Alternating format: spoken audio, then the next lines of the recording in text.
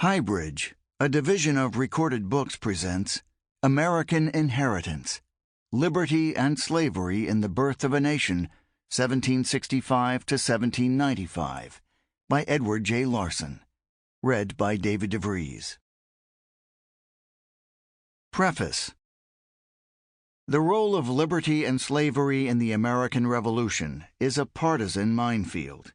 Drawing on a popular narrative presenting the expansion of liberty as a driving force in American history, some on the right dismiss the role of slavery in the founding of the Republic. Appealing to a progressive narrative of economic self-interest and racial and gender bias in American history, some on the left see the defense of state-sanctioned slavery as a cause of the Revolution and an effect of the Constitution. Public debate over the place of liberty and slavery in the Revolutionary era has opened the way for rigorous historical scholarship to examine the subject in the tradition of such time-tested classics as Edmund Morgan's 1975 American Slavery, American Freedom, and Benjamin Quarles's 1961 The Negro in the American Revolution. Where Morgan focused on 17th-century Virginia and Quarles concentrated on blacks in the military, this book centers on the 30 core years of the Revolutionary era, 1765 to 1795, and broadens the lens to include blacks and whites, patriots and loyalists, politics and warfare, and all the states, from New England to the Lower South. Women play a central part, from the enslaved Boston poet Phyllis Wheatley to Martha Washington's runaway maid, Ona Judge. This book includes a close study of two measures related to the controversy over slavery and the Revolution, the 1772 Somerset legal decision and Lord Dunmore's proclamation of 1775. Somerset, which held slavery to be so odious that nothing can be suffered to support it but positive law, found no such law in England.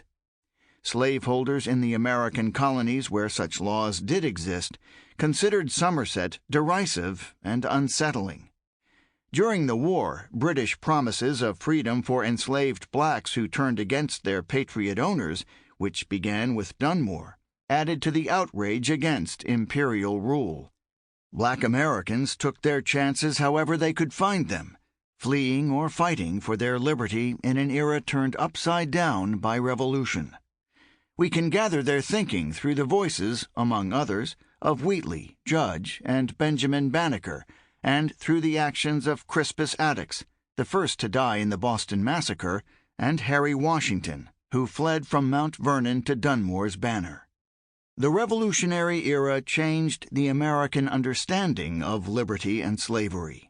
Combining their rights-respecting English legal heritage with a New World sense of opportunity, political and economic liberty became the justification for independence and the founding ideal of the Republic. In this context, perhaps because of their experience with race-based bondage, American patriots adopted and adapted the established metaphor of slavery used by English opponents of absolutism to express all that they abhorred about imperial rule. A lack of political agency, as the original metaphor implied to its English users, gave way in American usage to images of British bondage and brutality. "We won't be their Negroes," John Adams shouted against the British during the Stamp Act crisis of 1765. Along with a sense of white liberty, black slavery in a form unlike anything in England had emerged in Britain's North American colonies and become central to the economic, political, and social life of the southern ones from Maryland to Georgia. Where is the difference between the British senator who attempts to enslave his fellow subjects in America and the American patriot who reduces his African brethren to slavery? The Philadelphia patriot and signer of the Declaration of Independence, Benjamin Rush, could ask, without the drafter of that document, Thomas Jefferson, ever offering a clear answer. Especially in northern states, a Revolutionary-era embrace of liberty fired many revivalist Protestants, principled Quakers, who had long opposed slavery on egalitarian religious grounds, and reform-minded rationalists to reject race-based slavery. More so in Southern states, for slaveholders and those who did not see blacks as sufficiently American or even fully human, the Revolutionary-era emphasis on individual rights could lead to a defense of property rights in enslaved Africans. Countless black Americans heard the cries for liberty and acted on them.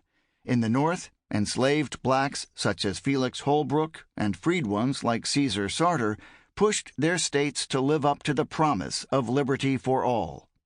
In the South, with no prospect of freedom under Patriot rule, invading British armies offered a means for personal liberation. One way or another, the American Revolution resulted in the first great emancipation of enslaved blacks in the New World, with some finding freedom under the British banner and others gaining it from a liberty-inspired retrenchment of slavery in the North. The outcome was far from uniform as Northern states moved fitfully toward abolition and Southern states doubled down on slavery. Daniel Payne witnessed the contradiction firsthand. Having fled George Washington's plantation when British troops invaded Virginia in 1780, Payne found freedom in British-occupied New York. He then watched from one of the last ships evacuating freed blacks from the city as his former enslaver entered it as a liberator in 1783. The tensions caused by differing conceptions of liberty and slavery in Northern and Southern states erupted at the Constitutional Convention, fractured state ratifying debates, and threatened to disrupt the first federal Congress. Southern leaders like South Carolina's C.C. Pinckney, a former Revolutionary War general and future two-time Federalist Party nominee for president, believed that these episodes left state-sanctioned slavery on a secure footing and primed for expansion westward. Others, like Virginia's Patrick Henry, feared for the future of slavery in a federal union dominated by anti-slavery Northerners. Building on what came before, these episodes left an enduring legacy, a distinctively American heritage of liberty and slavery, two intertwining strands of the national DNA. For all Americans living through those 3 decades, particularly for enslaved and free Americans of color, it became a time of promises kept and promises broken, hopes fulfilled and hopes dashed. Congress spoke to those promises in 1792, when the first law authorizing American coins decreed that each bear the singular motto, Liberty, an aspirational affirmation that survives to this day. Along with the long shadow of slavery, the promises and hopes for liberty endure, firing the struggle for an enhanced American inheritance going forward. E.J.L., New Haven, Connecticut, March 14, 2022. Introduction. Crèvecoeur's question. What is an American? In the beginning, all the world was America. So wrote the gaunt, sharp-nosed English philosopher John Locke in his 1689 Second Treatise of Government about a place he never saw, but played a major role in shaping. This sentence encapsulated Locke's theory that people originally found nature vacant and uncultivated and made it their property by occupying and improving it. Created free and equal, as Locke theorized, people later exchanged some of their natural liberty to form governments for the protection of their civil liberty and private property, which in turn upended social equality. The natural liberty of man is to be free from any superior power on earth, he maintained. The liberty of man in society is to be under no other legislative power but that established by consent in the Commonwealth. Locke's allusion to America drew on the view, ascendant in Britain at the time, that because Native Americans held land in common and did not improve it, Britons could make America their own through occupation and cultivation. Locke knew that because native peoples lived in America, Occupying cultivators could not take it as readily as they presumably once took the original vacant earth, but the illusion worked well enough to convey meaning to Britons who saw a rare opportunity in their occupation of New World colonies. The Spanish, Portuguese, and French held similarly self-serving views about European claims to New World lands, but by giving more weight to initial discovery by the agent of a Christian monarch rather than occupation and to papal sanction, they produced somewhat more multiracial societies in their colonies. Whether by discovery or occupation, Europeans transformed America into their property, and more controversially, by capturing Native Americans, they made them their property too. Christopher Columbus said as much about the land and its people in the diary of his first voyage to the New World, and successive generations of Europeans in America put his words into practice. Doing so gave a sense of liberty, or at least empowerment, to European Americans, but meant slavery for Native Americans. An influential English Whig theorist, who, like other Whigs of his era, championed parliamentary supremacy over royal rule, Locke wrote his treatise in opposition to the claim that God gave absolute authority to monarchs. Under his theory, at some point in the past, people voluntarily formed governments to protect life, liberty, and property. Laws ought to be designed for no other end ultimately but for the good of the people, he declared, and governments must not raise taxes on the property of the people without the consent of the people given by themselves or their deputies. Individuals cannot choose to become enslaved because it violates the natural law of liberty, Locke reasoned, and in a like manner, they have a duty to revolt against governments enslaving them by taking their property or civil liberties without consent. The reason why men enter into society is the preservation of their property, he wrote, and whenever the legislators endeavor to take away and destroy the property of the people, or to reduce them to slavery under arbitrary power, they put themselves into a state of war with the people, who are thereupon absolved from any further obedience. For Locke, the term legislators surely included monarchs, with the absolutist 17th-century British Stuart kings foremost in his mind. From the English Civil War, which ended the life of one Stuart king, through the Glorious Revolution, which ended the reign of another, English revolutionaries and Whigs freely used slavery as a metaphor for a lack of personal liberty or agency. Drawing on classical writings glorifying the civic virtues of late Republican Rome, but, unlike the Romans, usually divorced from personal experience with chattel slavery, the English portrayed it as the predictable consequence of unchecked power in the hands of state or church officials. For people genuinely held in perpetual bondage, the metaphor might seem outrageous when applied to less onerous impositions like taxation without representation. Still, it had the rhetorical force to engage listeners and potentially change the way they viewed burdens placed on them by the king or parliament. Metaphors matter because they both convey meaning and shape understanding. Actual slavery existed. In fact, over 2 million enslaved Africans had been shipped to the Americas for sale by 1700, an estimated 1/6 of these in British ships, and as an investor in the slave-trading Royal African Company, Locke profited from it. In his treatise, Locke noted that lawful conquerors could enslave captives. He termed this the perfect condition of slavery. Further, as personal secretary to one of the founding proprietors of the Carolinas, Locke helped to draft the colony's initial 1669 Constitution, which established black slavery there by positive law. Every free man of Carolina, it stated, shall have absolute power and authority over his Negro slaves. Both in theory and in practice, liberty and slavery stood as polar opposites in Whig political philosophy, with the one giving meaning to the other by way of contrast. In Locke's wake, they took similar form in revolutionary American thought, with liberty as the dream and slavery the nightmare. For Locke in the late 1600s, America offered an example of embryonic processes of political formation happening in real time. By the mid-1700s, Americans saw in his treatise the sanction to take those processes to their logical ends in revolution and independence. Locke's teachings seemed clear on civil liberty, taxation without representation, and the right to revolt and form new governments.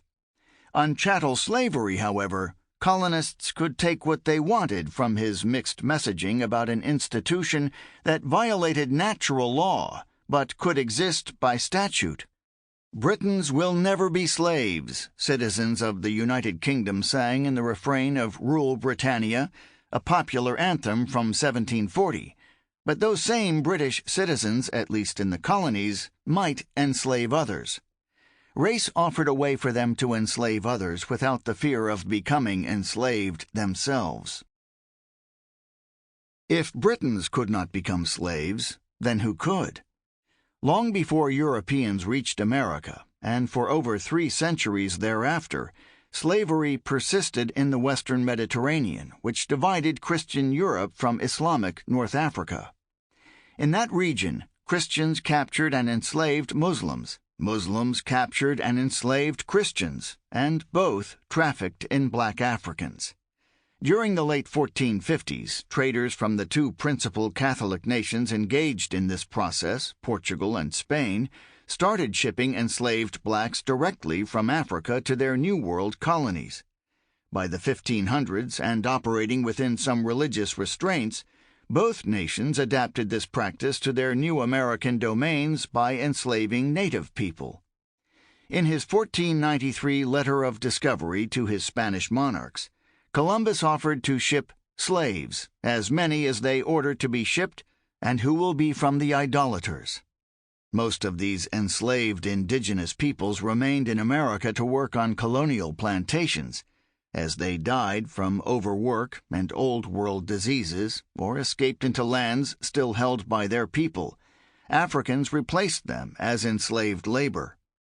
This occurred first in the Portuguese and Spanish areas of South America, then on the British, Dutch, and French islands of the Caribbean beginning in the early 1600s, and finally in British and Dutch North America by the late 1600s. Unrestrained by religion, local custom, or natural law, these European Americans created a form of chattel slavery for blacks harsher than any known precedent. The sheer numbers stagger the imagination. For the New World as a whole, from 1500 to 1800, an estimated 2.5 million Europeans moved there by choice, and 12 million Africans by force. For mainland British North America, those numbers stood at about 1/2 and 1/3 of a million, respectively. Many in both groups died young from disease, especially early in the settlement process, but on the mainland and much more so in the Caribbean, blacks had higher mortality rates than whites. As a result, every mainland British colony in North America except South Carolina had more free whites than enslaved blacks, in most cases considerably more. Black slavery in British North America began at Jamestown, Virginia, the first permanent English settlement in the New World.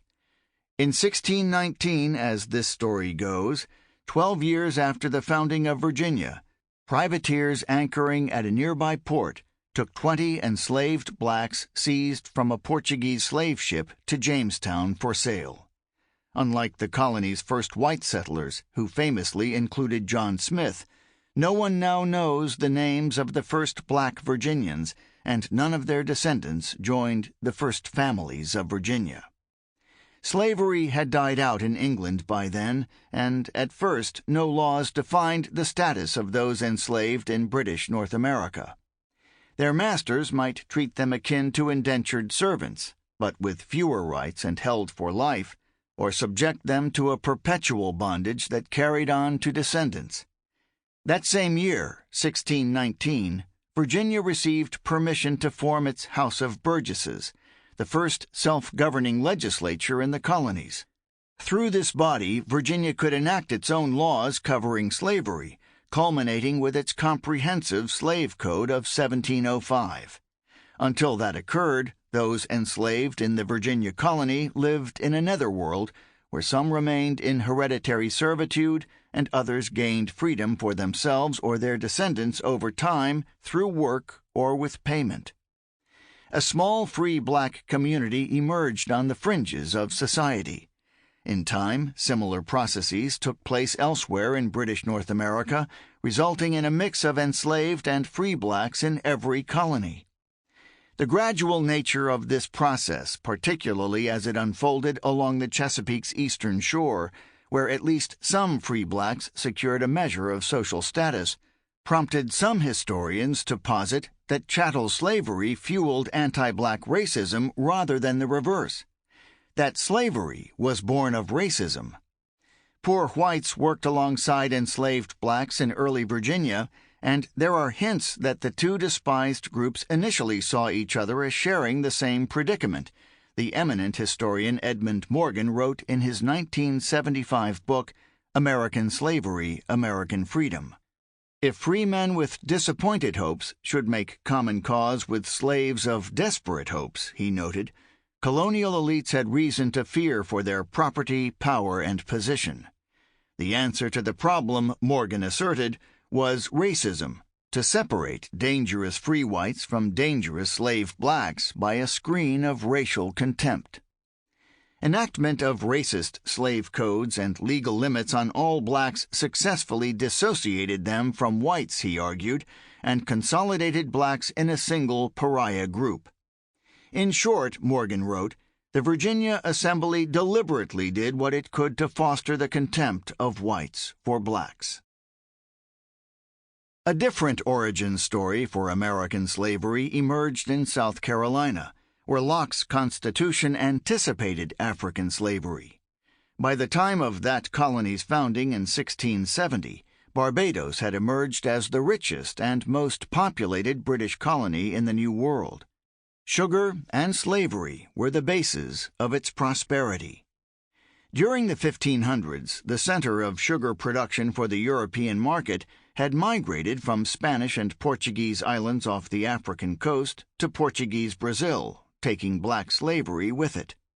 Again carrying black workers along, it expanded in the 1600s to include the West Indies, starting with British Barbados. Established in 1627 on a fertile island with few native inhabitants at the extreme southeastern end of the West Indies, the colony struggled until the introduction of sugarcane, sugar processing technology, and enslaved blacks from Brazil in 1640. A capital and labor-intensive industry with brutal work and harsh conditions, sugar production flourished on large plantations using slave labor. During the 1660s, Barbados dealt with its influx of black labor by adopting a series of statutes making it the first British domain anywhere to authorize chattel slavery. Enslaved blacks and their descendants, through the mother, became the absolute and perpetual property of their masters.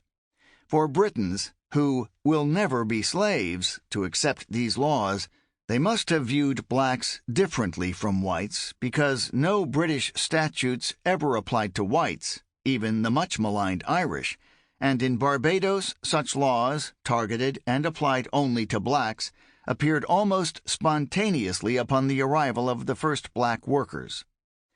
In short, to paraphrase Morgan, black Africans came to America as a pariah group.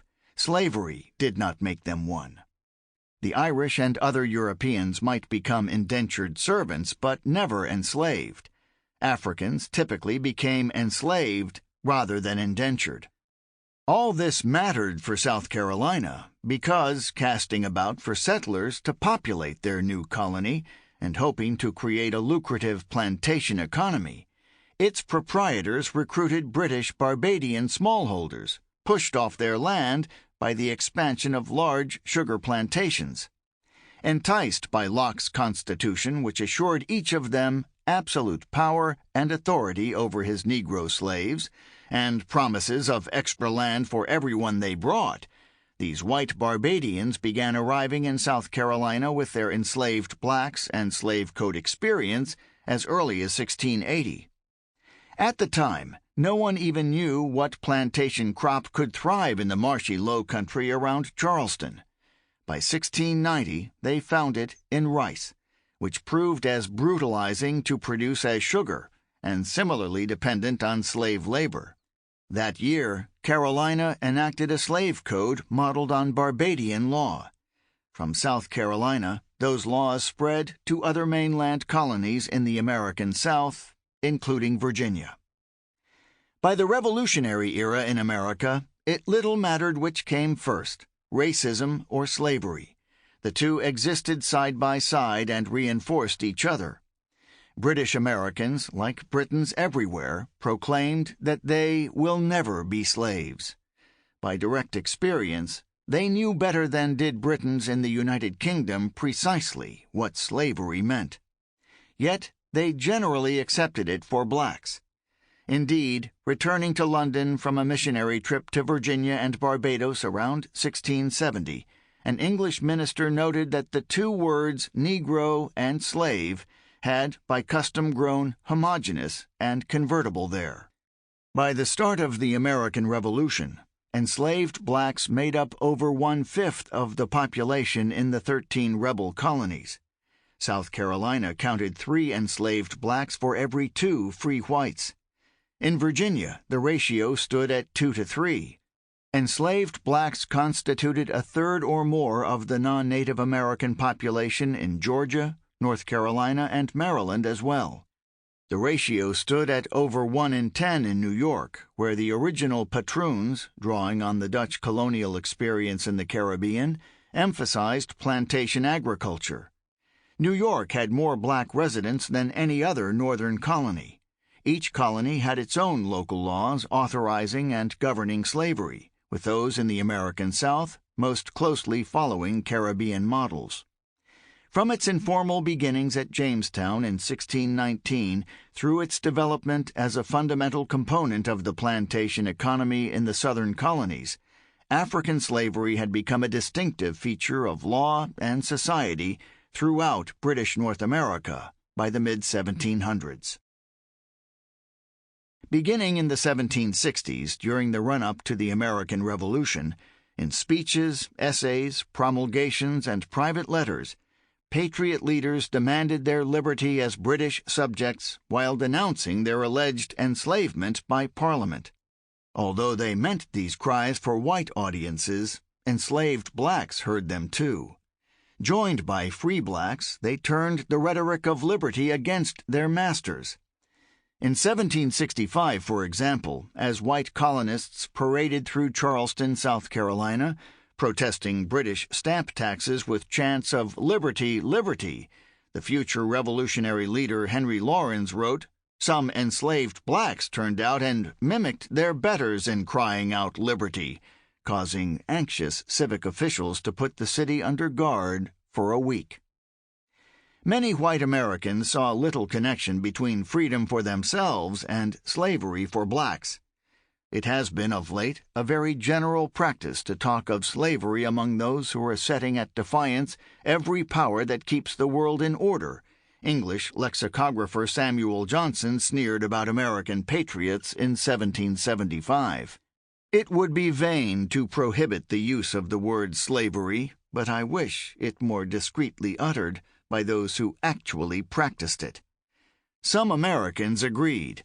Where is the difference between the British senator who attempts to enslave his fellow subjects in America by imposing taxes upon them contrary to law and justice, and the American patriot who reduces his African brethren to slavery, contrary to justice and humanity? Philadelphia patriot Benjamin Rush asked in 1773. Can we reconcile the exercise of slavery with our professions of freedom? Quaker loyalist Richard Wells added a year later. Can we suppose that the people of England will grant the force of our reasoning when they are told that every colony on the continent is deeply involved with the inconstant practice of keeping their own fellow creatures in perpetual bondage? Even as the number of enslaved Africans reaching British North America surged during the 3 decades leading up to the American Revolution, immigrants poured into the colonies from Germany, Ireland, Scotland, and Wales. Prior to 1700, except for pockets of Dutch, French, and Swedish settlers. Sample complete. Ready to continue?